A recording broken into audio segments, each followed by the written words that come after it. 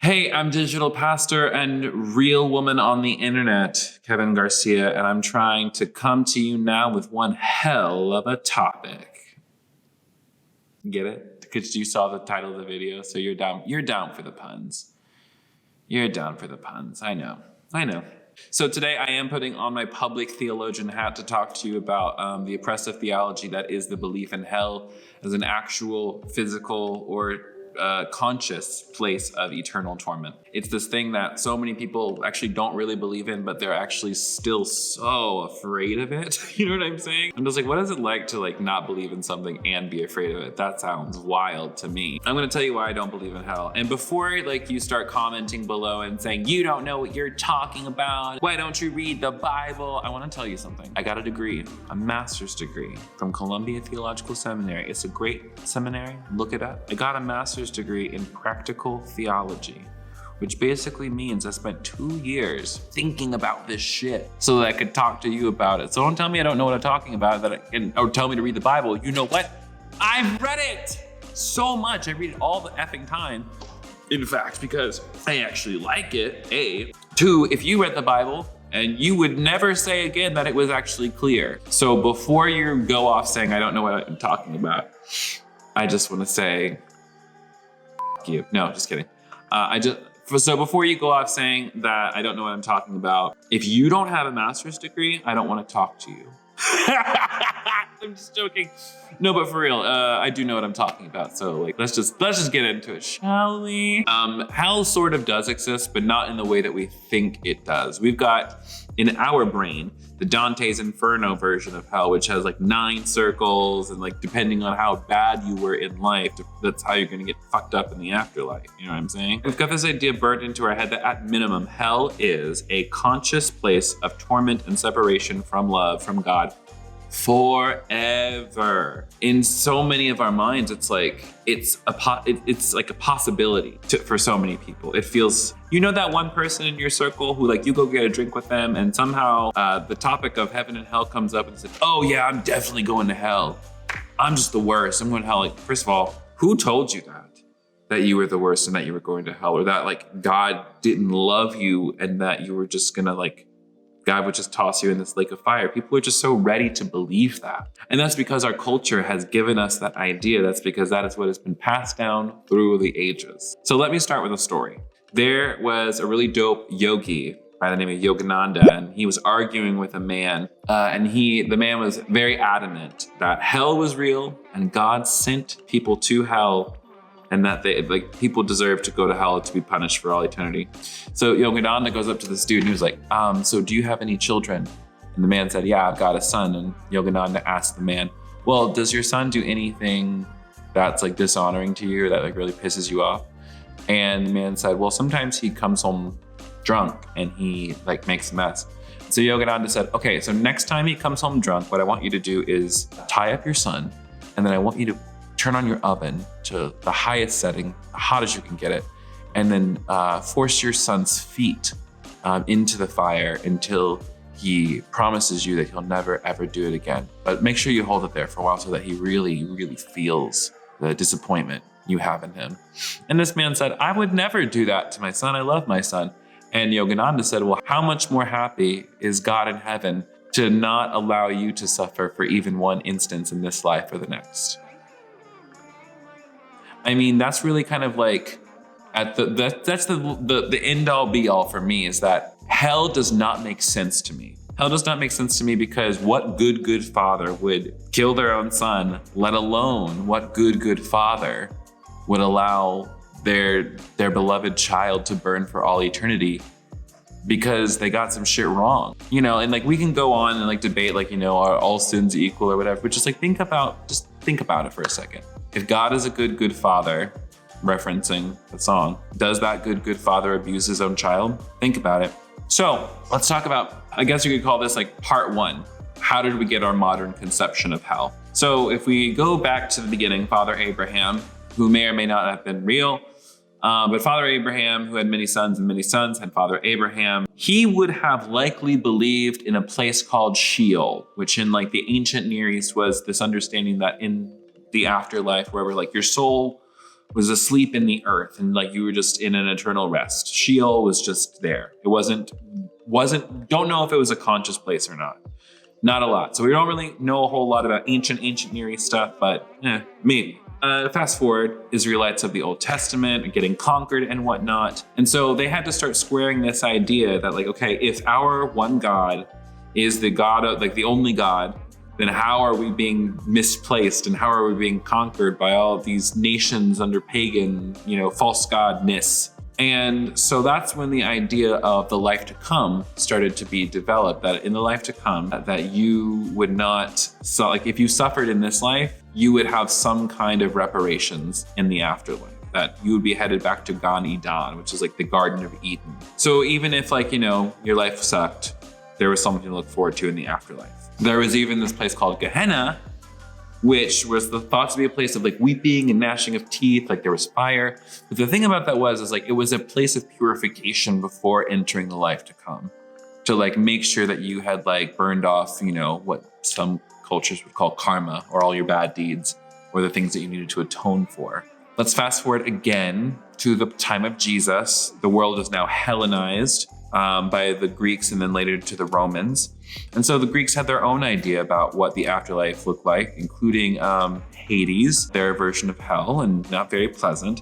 And then there was a place that was even deeper within Hades called Tartarus, which was like an even deeper circle of hell. Jesus said in Matthew 16:18 that the gates of Hades would not overcome the kingdom of God. And I think this is an important verse to look at, because what does that mean? It means that Jesus was mixing religious traditions in real time. He was doing theology in real time, much like we're doing right now. It's like he took a well-known idea that everybody knew and said, that thing that you fear can't overcome this.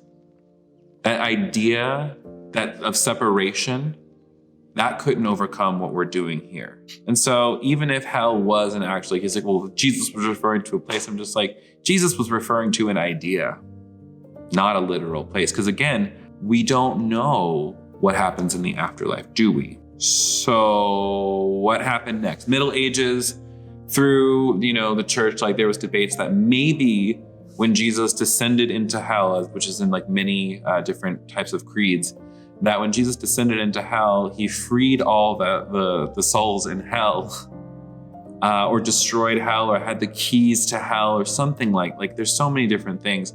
But like there was actual thoughts that maybe even at the end times, that when every knee shall bow and every tongue confess, that even Satan was included in that.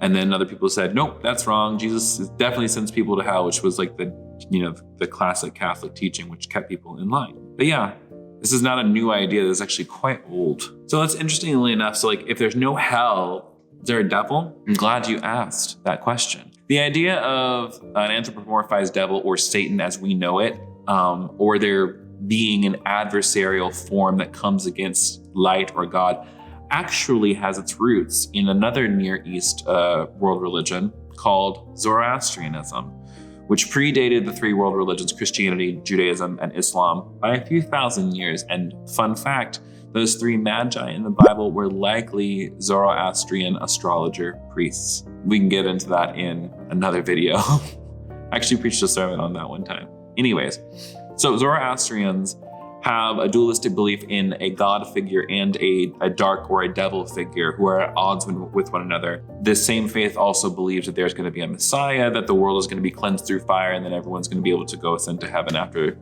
the fire destroys that, destroying darkness forever. Sound familiar? Well, that is because right around the time when Zoroastrianism was at its peak, the prophet Isaiah likely heard some mythologies and stories and prophecies about a Messiah who would be born of a virgin, who would come to save the world, and put it into maybe some of his own traditions. Maybe he borrowed it from Zoroastrianism. Can't know that. Just saying that it's something that's there. Anyways, so this idea about a dualistic God of light versus demon of darkness thing, this comes from Zoroastrianism and really played its way into a lot of Near East religions. So how did we get Satan? Specifically as we have Satan. Biggest example is 2 Samuel 24. It says in this text that God incited David to take a census of Israel, even though that this was a forbidden act, because to take a census was to figure out the country's readiness for war, which is not what God was about. They were to be a light and an example to all nations. But God apparently incites David, which means like he made David do it. And then when David does it, God's like, oh my God, you broke the rules. All right, you get a punishment. You get one of three choices. 3 years of famine, 3 years of being on the run and under the sword, or 3 days of pestilence. And David is like, I'll take anything but being chased, and because that sucks. And so the text said that God sent a pestilence for 3 days and it killed 70,000 people. That's weird. God did that? Apparently so. So what's interesting, though, is that same story is retold in 1 Chronicles with one slight variation. It says at the beginning of the text that Satan came against Israel and incited David to take a census. So this exact same story, word for word, I might add, except for the person who incites David is changed. So what some theologians think and historians think is that as Israel became a monotheistic religion and believing that God could only be good, then how did bad things happen? Or how did God of goodness maybe think, maybe we thought about that wrong. Maybe it wasn't actually God, but it was Satan. It was there was a powerful force, but it wasn't God or a God of Israel. It wasn't Yahweh. It was Asatan, which is translated as the accuser, which is where we get our transliteration of the word Satan. So why does this matter? It means that the theology of people evolved over time. Isn't that interesting? In some senses, I would say that I think Satan came about as a kind of way of understanding why do people do bad things, even when they are created in God's good image. And I would say the reason we do that, they would say there's a force in the universe that's making me do bad things. I don't normally do those things. The devil made me do it. Interesting, right? So what does this all mean? What do we know about hell? What do we know about the devil? What do we know about any of it? Literally nothing. Nothing for sure. That's the thing. So then this is the next question, because now there's doubt, right? There's doubt. So it's if hell isn't real, then what did I get saved from? Why did Jesus die? And what was I saved from? And if I wasn't saved from anything, then why am I holding on to this faith at all? Is any of it real? And that's a great question. This is where the fear comes in. It says, it's the question of not who am I without this belief in hell? That's neither here nor there. Most of us actually didn't really think about this being a linchpin, because that's how fragile our theologies have been. That we can pull a little thing like homosexuality out and the whole thing comes crumbling down, or we pull a thing like hell out and the whole thing comes tumbling down. So that was my question. What if hell's not real, then what was I saved from? What's the whole point of staying in any of this? Is any of it actually real? But the real thing, the fear at the root of that is not a fear about separation or being wrong. It's really the fear of who am I without the church? Because for many of us, if you grew up in the world I did, you had to believe everything else that everybody else believed. And if you didn't, you either believed it all or you believed none of it. There's no in between. There's nothing more expansive. It's just that. And so we equate giving up this belief in hell with giving up a belief in anything at all, or belief in the church, or even a belief in Jesus. It's not really a fear of hell we have. It's the fear of losing our faith family or our faith system that really gave us a lot of comfort and ideas. And then we also hear those accusatory voices saying, oh, there she goes again. There he goes again. Backsliding, being a sinner, being all the things that they said that we were. We feel we have some kind of moral failing because we changed our mind, but that's not true. What's true is that we woke up, and we are waking up to a new possibility of who and what God is. And the reason this is an important theological doctrine to kind of dethrone is because a belief in a God who would willingly send anyone, any conscious soul, to a place of eternal torment forever, that to me looks like an abusive parent. So here's the thing, though, is like, I don't believe in hell as a place of conscious torment, but I do believe that hell is a present living reality for many humans right now. Because like, what is poverty and addiction, if not a living hell for people? What's that feeling of getting rejected by your family, if not hell? What is people who are surviving abusive relationships, if not hell? What is Jeff Bezos having more money than he could spend in like 18 lifetimes, or his descendants for that matter? And there are people in this country, in my country of America, who don't have food to eat. That's hell. You know, what is the gun lobbyist making all of their money, making sure firearms are accessible to people who really shouldn't have firearms and who are likely going to kill marginalized individuals? What is that, if not a living hell? Hell is all around us. Hell is what's happening to the earth. And the fact that, like, you know, if we don't change our tune in, like, I don't know, yesterday, really within the next 6 years, that we're gonna face some really big consequences, that's hell.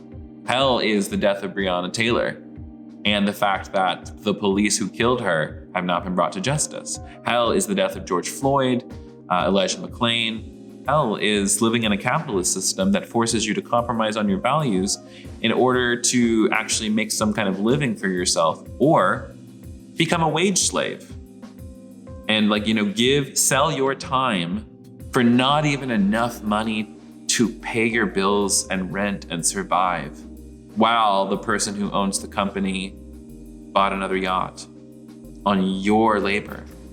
That's hell. That's hell. Jesus. I mean, hell is the reality that trans women face every day, being killed for being trans. You know, hell is being forced to choose between your medicine and your food and your rent or your bills. Hell is being forced to hide your sexuality for fear that God would send you to a place of eternal torment over something that you never picked. Come on, somebody. So hell really is all around us. This idea of hell doesn't serve us. It's mostly been a manipulative tool of the empire to keep us all in line, to silence opposition, and frankly, it doesn't even fucking make any sense, you guys. Again, the good father example. At minimum, I think God is not an abusive parent. At minimum. I think if God is love, love is not abuse. I want to leave you with one last idea, because I feel like people can get like really freaked out because like the inevitable question comes up, well, what if I'm wrong?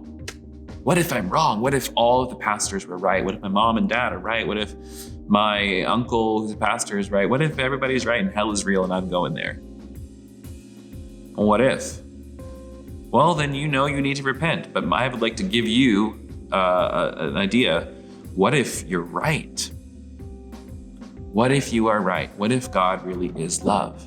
What if hell is more of a lived experience than an eternal thing? What if hell really is the temporal, and to enter into eternity is to enter into something lovely? Come on, somebody. What if heaven is a place on earth, not some place in the distance? What if we could do something to end suffering and bring heaven to earth in tangible ways?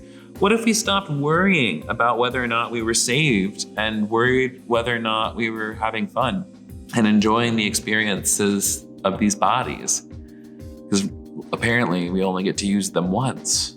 So what if you were loved? What if there was no separation between you and God? What if God not only loved you, but liked you? Can I tell you something? It may sound so easy that it's too good to be true, that it's like, no way it can be that easy, that God is just love and it's all okay. And hell's not real and I don't have to worry about God sending me there no matter what I do. Yeah, that's what I'm here to tell you. Hell as a place of conscious torment, I don't think is real. And also, no one can prove it, so it really is that simple. Hell is a thought in your mind and a lived experience for so many people in the world. So rather than putting yourself through hell here, rather than believing in something terrible, what if you believed in something wonderful instead? That you were a beloved part of the kingdom of God and you were part of God's plan for liberation for this world in the here and now. That could be nice, right? So try that on for size. Tell me how it fits. I am done talking. This video went way too long probably, but thank you for sticking with me. And if you liked this video, please like and share and subscribe. And if you want to get more videos or like more stuff like this, head on over to patreon.com/thekevingarcia and learn how to become a supporting partner. There's tons of extra content that I put there on the weekly, and I'd love for you to be a part of it, including workshops. It's great. There's mugs, there's stickers, it's a fun time. Join us over there. And in the comments below, tell me on a scale of 1 to 5 fire emojis, how did you feel coming into this video, and how do you feel going out? 5 being, I'm afraid I'm burning in hell. 1 being, I just feel hot because it's summertime still, and I just wish my air conditioning was working. Speaking from experience, maybe. I don't know. Anyways, I love you so much. So until next time, please take your medications and call your friends.